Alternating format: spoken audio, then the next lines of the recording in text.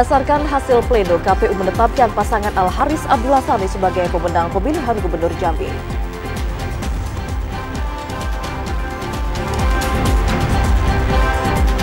Polisi menahan 3 tersangka dalam kasus pengerusakan kotak suara di Kota Sungai Penuh.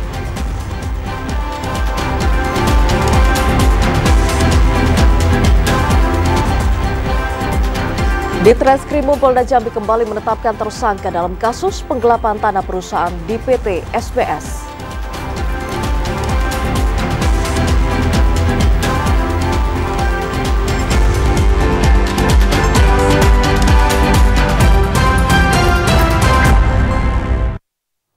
Selamat sore pemirsa, hari ini Senin 9 Desember 2024, Jambi hari ini hadir kembali menyapa Anda dengan beragam informasi aktual dari Provinsi Jambi. Selain 3 berita utama tadi, tim redaksi kami juga telah menyiapkan sejumlah informasi menarik lainnya untuk Anda. Bersama saya Ahmad Solihin. Dan saya Vidya Francisca, inilah Jambi hari ini selengkapnya.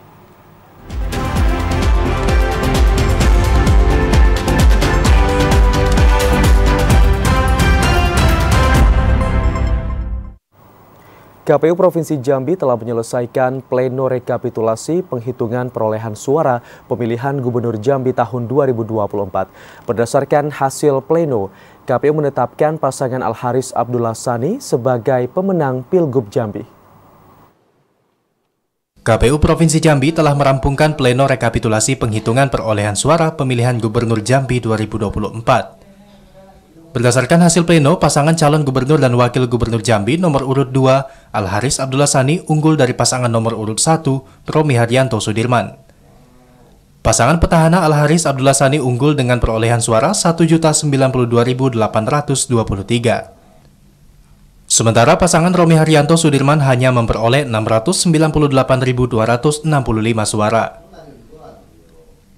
Ketua KPU Provinsi Jambi, Iron Sahroni mengatakan, hasil pleno rekapitulasi akan disampaikan ke Bawaslu Provinsi, pasangan calon gubernur dan wakil gubernur, dan KPU RI. KPU Provinsi Jambi akan menunggu selama 3 hari kerja jika ada pasangan calon gubernur dan wakil gubernur yang mengajukan gugatan hasil pleno rekapitulasi penghitungan surat suara ke Mahkamah Konstitusi. Atau pasangan calon yang tidak terima terhadap hasil rekapitulasi kami, itu bisa melakukan gugatan ke Mahkamah Konstitusi 3 hari kerja semenjak nanti kami tetapkan.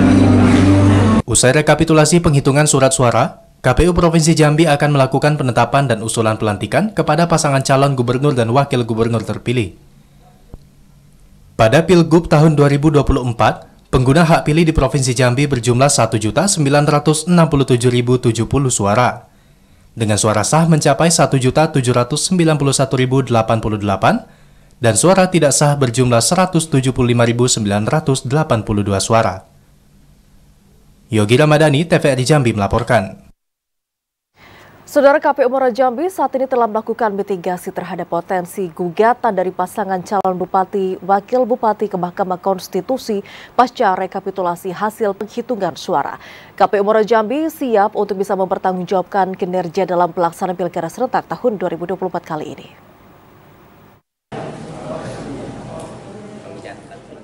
KPU Kabupaten Muara Jambi telah mengesahkan rekapitulasi hasil penghitungan suara. Pasangan Cabup nomor urut 4 Bambang Bayu Suseno Junaidi Mahir unggul dibandingkan pasangan Cabup lainnya dengan perolehan 73.367 suara.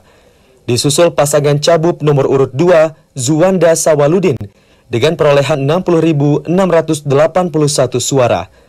Pasangan Cabup nomor urut 3 Mas Busro Zulkifli memperoleh 49.988 suara dan paslon nomor urut 1 Asnawi Rifai Supratno hanya 46.987 suara. Meski telah selesai direkapitulasi, namun KPU belum dapat menetapkan pasangan calon bupati wakil bupati terpilih. Komisioner KPU Divisi Hukum dan Pengawasan Supriyadi mengatakan, pasangan Cabup yang belum puas terhadap hasil penyelenggaraan Pilkada serentak dapat mengajukan gugatan ke Mahkamah Konstitusi. Masa gugatan ke MK terhitung 9 hingga 11 Desember 2024. Jika tidak ada gugatan, kami akan masih menunggu surat dari Mahkamah Konstitusi dan KPU RI terkait dengan perintah untuk melaksanakan penetapan calon terpilih. Supriyadi mengajak masyarakat untuk bersabar menanti keputusan MK yang diajukan pasangan Cabup yang belum puas terhadap hasil penyelenggaraan Pilkada serentak. KPU Muara Jambi siap mempertanggungjawabkan kinerja dalam penyelenggaraan Pilkada serentak 2024. Azam Afnan, TVRI Jambi melaporkan. Polisi kembali menahan 3 tersangka dalam kasus pengerusakan kotak suara di Kota Sungai Penuh. Ketiganya telah ditahan di Polda Jambi untuk proses pemberkasan dan mengembangkan kasusnya. Penyidik di Treskrimum Polda Jambi kembali menahan 3 orang tersangka dalam kasus pengerusakan kotak suara di Kota Sungai Penuh. Ketiga tersangka tersebut yakni AT, W, dan AP yang sebelumnya telah menyerahkan diri ke Polres Kerinci pada Jumat lalu.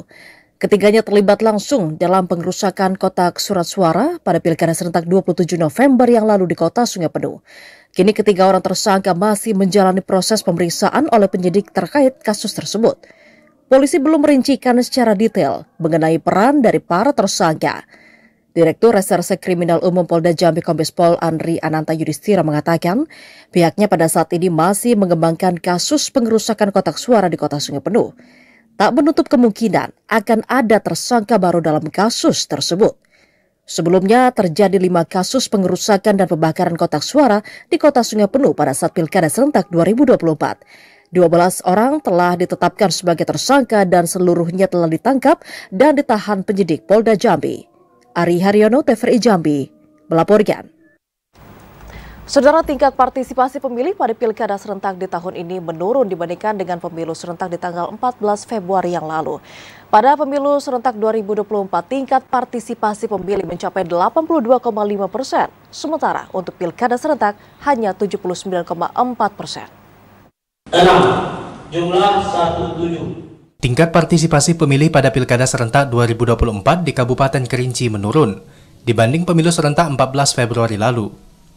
Berdasarkan data KPU Kabupaten Kerinci, tingkat partisipasi pemilih pada Pilkada serentak 27 November 2024 hanya 79,84%. Sementara pada pemilu serentak 14 Februari lalu mencapai 82,5%. Ketua KPU Kabupaten Kerinci mengatakan, terdapat beberapa faktor yang mempengaruhi penurunan partisipasi pemilih. Selain kondisi cuaca buruk pada hari pemungutan suara yang menyulitkan akses ke TPS, penurunan partisipasi pemilih juga disebabkan banyaknya warga yang berada di luar daerah pada hari pemilihan. Sebagai langkah perbaikan, KPU Kabupaten Kerinci berkomitmen untuk memperluas strategi sosialisasi, memanfaatkan teknologi digital untuk menjangkau pemilih pemula, dan meningkatkan kualitas layanan pemilu di daerah terpencil. Tak hanya itu, KPU juga berharap peran aktif pemerintah Kabupaten Kerinci dalam mendukung pelaksanaan pemilu yang lebih inklusif. Penurunannya dari 82,5 menjadi 79,84, sekitar 2% yang 2% lebih dikit lah ya. Dengan evaluasi dan sinergi dari semua pihak, tingkat partisipasi pemilih di Kabupaten Kerinci diharapkan dapat kembali meningkat pada pemilu tahun 2029. Ilwan, TVRI Jambi melaporkan. Pasca Pilkada serentak, masyarakat diharapkan dapat kembali bersatu tanpa memandang perbedaan politik. Pemimpin yang terpilih diharapkan dapat membawa kemajuan bagi daerah, khususnya Kota Jambi. Dan perhitungan suara pemilihan gubernur dan wakil gubernur, wali kota dan wakil wali kota Jambi pada Pilkada serentak tahun 2024 telah selesai dilaksanakan. Calon kepala daerah terpilih diharapkan dapat membangun dan memajukan daerah sesuai visi dan misi yang diusung. Salah seorang warga Kota Jambi, Anang, mengatakan, pemilihan kepala daerah diharapkan dapat melahirkan pemimpin yang cerdas dan berkualitas, serta mengedepankan kepentingan masyarakat. Selain dapat mensejahterakan masyarakat, pemimpin terpilih juga diharapkan dapat memberikan perubahan nyata bagi masyarakat dan daerah, agar semakin maju dan berkembang sesuai dengan visioner yang dicanangkan oleh pemimpin terpilih. Ini membawa perubahan yang sangat signifikan untuk Kota Jambi, khususnya dan Provinsi Jambi pada umumnya. Mungkin termasuk perbaikan ekonomi juga, Pak? Semua bidang ekonomi, infrastruktur, masyarakat, dan juga wali kota ini mudah-mudahan sesuai dengan slogannya bahagia, mudah-mudahan memang seluruh masyarakat Kota Jambi bisa bahagia. Anang menambahkan, pasca Pilkada serentak 2024, masyarakat diharapkan dapat kembali bersatu tanpa memandang perbedaan politik. Joko, TVRI Jambi melaporkan. Saudara, indeks pembangunan manusia Provinsi Jambi meningkat 0,85%. Informasi selengkapnya akan kami hadirkan usai pariwara berikut ini. Tetaplah bersama kami.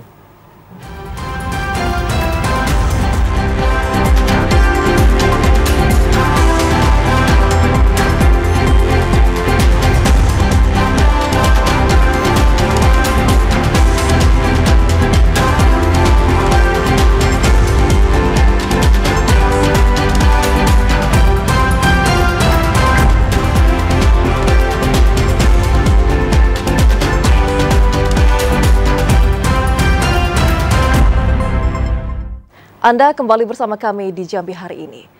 Saudara, kasus kekerasan terhadap anak dan perempuan di wilayah Provinsi Jambi hingga awal Desember 2024 hanya 152 kasus.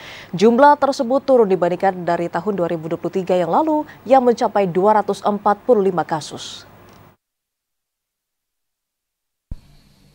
Berdasarkan catatan Unit Pelaksana Teknis Daerah Perlindungan Perempuan dan Anak Provinsi Jambi, jumlah kasus kekerasan terhadap perempuan dan anak hingga awal Desember 2024 hanya 152 kasus. Jumlah itu turun dibanding tahun 2023 mencapai 245 kasus. Kepala UPT DPPA Provinsi Jambi, Asino Prini mengatakan, jumlah kasus kekerasan terdiri dari 89 kasus untuk kekerasan terhadap anak, 59 kasus kekerasan terhadap perempuan, dan 4 kasus kekerasan terhadap laki-laki. Turunnya kasus kekerasan terhadap perempuan dan anak diduga karena berbagai alasan. Salah satunya karena hadirnya unit layanan PPA di daerah dan mulai adanya kesadaran masyarakat untuk tidak melakukan kekerasan. Sementara faktor yang menjadi penyebab utama kasus kekerasan terhadap perempuan dan anak masih didominasi persoalan ekonomi serta perubahan perilaku kehidupan sosial masyarakat. Menurut total 245, hari ini 152. Ini karena faktor apa ya, Bu? Banyak faktor sih, karena layanan sekarang kan di daerah udah ada semua ya. Kota punya UPTD sendiri, sudah berjalan sebagaimana mestinya. Jadi kami hanya sebagai merujuk, koordinator, kemudian ada beberapa layanan di daerah yang tidak memenuhi, itu yang kami laksanakan, yang kami lakukan dalam pelayanannya. Asino Prini menjamin laporan kasus kekerasan terhadap perempuan dan anak telah diproses oleh UPT DPPA Provinsi Jambi. Trendy Arta, TVRI Jambi melaporkan. Komisi 4 DPRD Provinsi Jambi mendorong pemerintah daerah untuk menuntaskan masalah stunting pada tahun 2025. Dewan meminta permasalahan stunting dilakukan dengan tindakan yang berkelanjutan. Pemerintah Provinsi Jambi bersama kabupaten kota terus melakukan percepatan penurunan stunting. Strategi nasional percepatan penurunan stunting dilakukan dengan meningkatkan kualitas penyiapan kehidupan berkeluarga dan menjamin pemenuhan asupan gizi.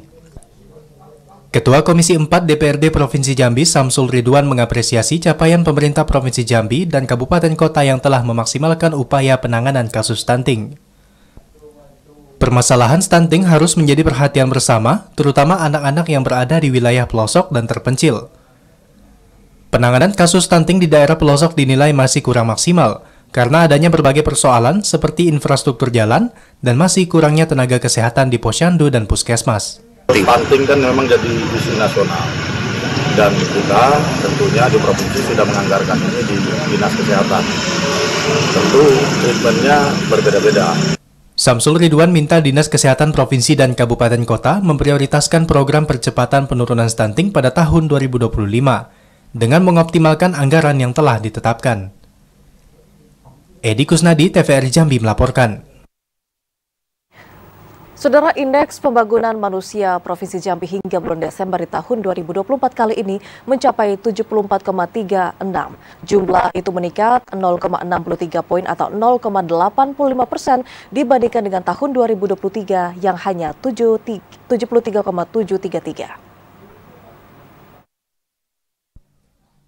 Pembangunan manusia di Provinsi Jambi terus mengalami peningkatan. Berdasarkan data BPS Provinsi Jambi, sejak tahun 2018, status pembangunan manusia Provinsi Jambi telah berada di level tinggi atau high level. Tercatat selama tahun 2020 hingga 2024, IPM Provinsi Jambi rata-rata meningkat sebesar 0,71% per tahun. Dari 72,29% pada tahun 2020 menjadi 74,09% pada tahun 2024. Peningkatan IPM Provinsi Jambi tahun 2024 terjadi pada semua dimensi, baik umur panjang dan hidup sehat, pengetahuan serta standar hidup layak. Peningkatan pada dimensi standar hidup layak lebih cepat dari dimensi lainnya. Pada dimensi umur panjang dan hidup sehat, bayi yang lahir pada tahun 2024 memiliki harapan untuk dapat hidup hingga 74,06 tahun. Angka itu meningkat 0,22 tahun atau 0,30% dibandingkan dengan bayi yang lahir pada tahun sebelumnya. Pada dimensi pengetahuan, harapan lama sekolah atau HLS penduduk umur 7 tahun meningkat 0,01 tahun atau 0,08% dibandingkan tahun sebelumnya, dari 13,13 menjadi 13,14 tahun. Sedangkan rata-rata lama sekolah atau RLS penduduk umur 25 tahun ke atas meningkat 0,09 tahun atau 1,02%, dari 8,81 tahun menjadi 8,90 tahun pada tahun 2024. Dimensi standar hidup layak yang diukur berdasarkan rata-rata pengeluaran real per kapita per tahun juga meningkat Rp461.000 atau 4,13% dibandingkan tahun sebelumnya. Peningkatan IPM tahun 2024 didukung oleh semua dimensi penyusunnya, terutama standar hidup layak dan pengetahuan. Joko, TVRI Jambi melaporkan. Sementara itu, hingga awal Desember tahun 2024, indeks pembangunan manusia di Kota Sungai Penuh mencapai angka 77,93%. Angka ini mengalami peningkatan jika dibandingkan tahun 2023. Berdasarkan data Badan Pusat Statistik Kota Sungai Penuh, Indeks Pembangunan Manusia atau IPM hingga awal Desember tahun 2024 meningkat dibandingkan tahun 2023. Pada tahun 2023, IPM Kota Sungai Penuh hanya 77,20%. Sementara pada tahun 2024 mencapai 77,93%. Kepala BPS Kota Sungai Penuh Yudifri Amara mengatakan, peningkatan IPM di Kota Sungai Penuh dipengaruhi meningkatnya faktor kesehatan, pendidikan, dan pembangunan. Selain itu, peningkatan IPM juga ditandai adanya penurunan angka kemiskinan. IPM kita sebesar 77,93, itu berdasarkan metode terbaru, naik dari 77,20 di tahun 2023. Ini disumbangkan oleh peningkatan di bidang kesehatan, pendidikan, dan kesejahteraan. Yudifri Amara menambahkan, hingga saat ini IPM di Kota Sungai Penuh berada di posisi kedua setelah Kota Jambi. Angka IPM di Kota Sungai Penuh termasuk dalam kategori tinggi, berada di atas 70%. Fahlan Diandra, TVRI Jambi melaporkan. Sementara itu, Saudara, peningkatan Indeks Pembangunan Manusia atau IPM hingga awal Desember 2024 dipengaruhi karena menurunnya angka kemiskinan di Kota Sungai Penuh. Dan untuk bisa mengetahui informasi selengkapnya, saat ini kita sudah terhubung dengan kontributor TVRI Jambi, Fahlan Diandra, langsung dari Kota Sungai Penuh. Selamat sore, Fahlan. Berada pada angka berapa IPM di Kota Sungai Penuh hingga awal Desember 2024 kali ini? Ya baik, terima kasih Vidya dan juga pemirsa TVRI Jambi dapat saya laporkan langsung dari Kota Sungai Penuh. Indeks Pembangunan Manusia pada tahun 2024 mengalami peningkatan dibandingkan pada tahun sebelumnya. Yang mana pada tahun sebelumnya Indeks Pembangunan Manusia di Kota Sungai Penuh berada pada angka 77,20%. Pada tahun 2024, Indeks Pembangunan Manusia di Kota Sungai Penuh mengalami peningkatan dan mencapai angka 77,93%. Kepala Badan Pusat Statistik Kota Sungai Penuh, Yudifri Amara mengatakan kenaikan Indeks Pembangunan Manusia juga menyebabkan angka kemiskinan mengalami penurunan, yang mana angka kemiskinan pada sebelumnya mencapai pada angka 3% dan pada saat ini angka kemiskinan mencapai pada angka 2,93%. Yang mana hal itu hingga saat ini Badan Pusat Statistik mencatat atau BPS mencatat sebanyak 2.600 masyarakat Kota Sungai Penuh yang masih tergolong masyarakat kurang mampu. Dapat juga saya sampaikan hingga saat ini dampak dari meningkatnya IPM yaitu dipengaruhi oleh adanya pembangunan dari segi infrastruktur yang dibangun oleh pemerintah, baik dari bidang pendidikan, kesehatan, dan lain sebagainya. Sekian, Vidya. Baik, terima kasih kontributor TVRI Jambi Fahlan Diandra yang melaporkan langsung dari Kota Sungai Penuh. Selamat sore dan selamat bertugas kembali Fahlan. Saudara, Bupati Batanghari berkomitmen penggunaan anggaran sesuai dengan kepentingan masyarakat. Informasi selengkapnya akan kami hadirkan usai pariwara berikut ini. Tetaplah bersama kami.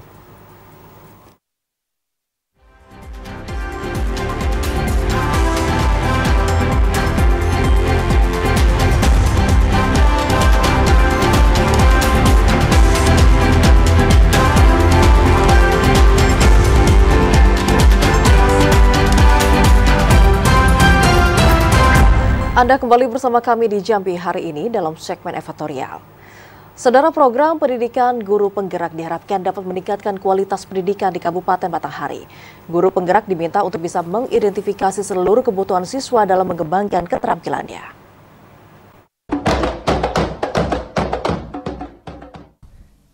Dalam kegiatan Festival Panen Hasil Belajar serta calon guru penggerak di Batanghari, ditekankan beberapa hal yang harus dilakukan para guru, salah satunya peningkatan kompetensi. Peran guru penggerak diharapkan dapat memberikan pembelajaran yang berkualitas, memotivasi siswa untuk terus belajar, berinovasi, dan bersemangat dalam memenuhi tujuan. Guru penggerak juga diminta mengidentifikasi semua kebutuhan siswa dalam mengembangkan keterampilannya.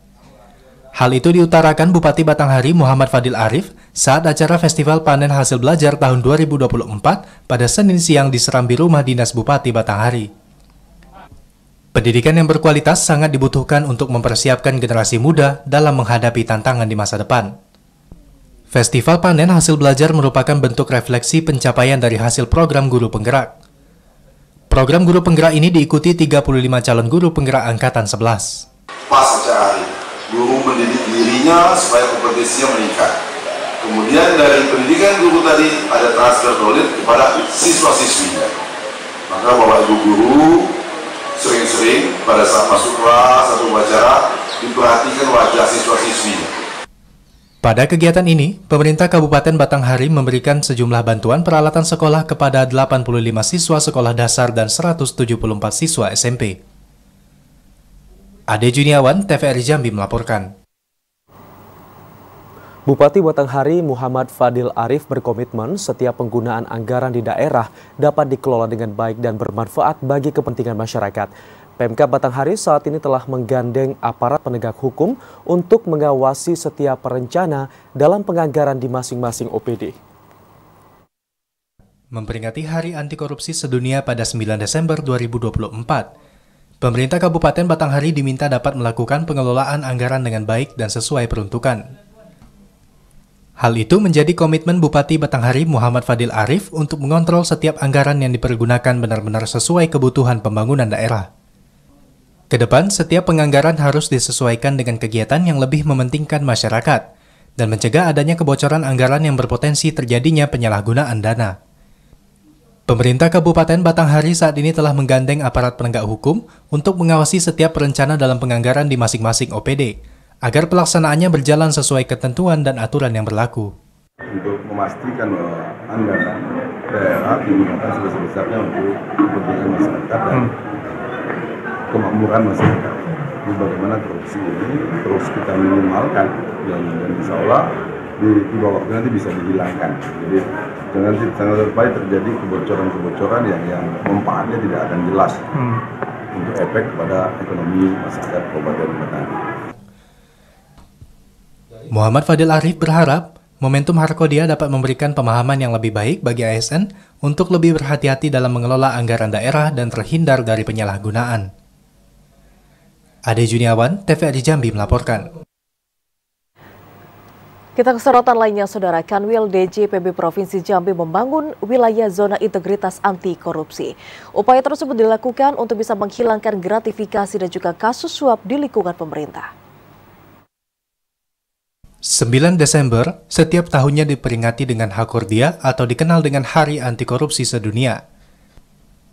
Peringatan ini menjadi momentum untuk mencegah terjadinya perilaku korupsi atau gratifikasi dan suap di lingkungan pemerintah. Perilaku korupsi di lingkungan pemerintah menjadi perhatian Kanwil DJPB Provinsi Jambi. Untuk mencegah perilaku korupsi, Kanwil DJPB Provinsi Jambi membangun zona integritas wilayah birokrasi bersih dan melayani. Upaya itu dilakukan untuk mencegah perilaku korupsi di kalangan Kanwil maupun pemerintah daerah di Provinsi Jambi. Untuk mendukung pemerintahan yang bersih, dibutuhkan dukungan dan komitmen yang kuat dari seluruh pimpinan instansi. Hari ini adalah Hari Anti Korupsi Sedunia atau yang kita kenal dengan Hakordia.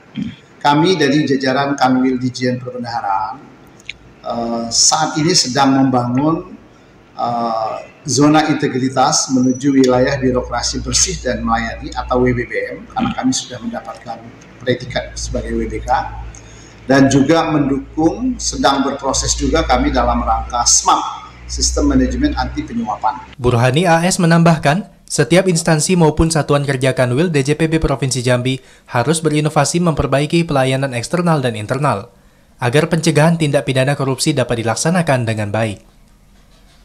Joko, TVRI Jambi melaporkan. Saudara, pemerintah Kota Jambi diminta untuk tegas terhadap ratusan pedagang kaki lima di sepanjang Jalan Orang Kayu Pingai. Informasi selengkapnya akan kami hadirkan usai pariwara berikut ini. Tetaplah bersama kami.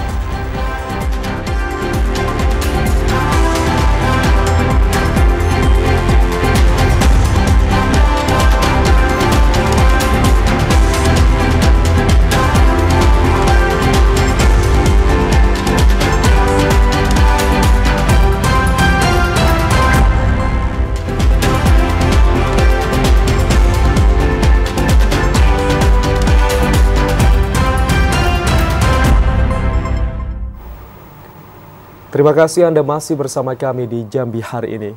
Saudara, Subdit 1 Kamnekdit Reskrimum Polda Jambi kembali menetapkan tersangka kasus pemalsuan dokumen kapal sebagai tersangka kasus penggelapan tanah perusahaan PT SBS. Tersangka yang sudah divonis dalam kasus pemalsuan dokumen kapal harus kembali berurusan dengan polisi terkait kasus tersebut. Avandi Susilo alias Koape kembali harus berurusan dengan polisi. Tersangka dalam kasus pemalsuan dokumen kapal di PT SBS tersebut kini harus berurusan dengan polisi setelah ditetapkan sebagai tersangka dalam kasus penggelapan tanah di PT SBS. Penyidik memastikan Avandi Susilo terlibat dalam kasus penggelapan tanah di PT SBS.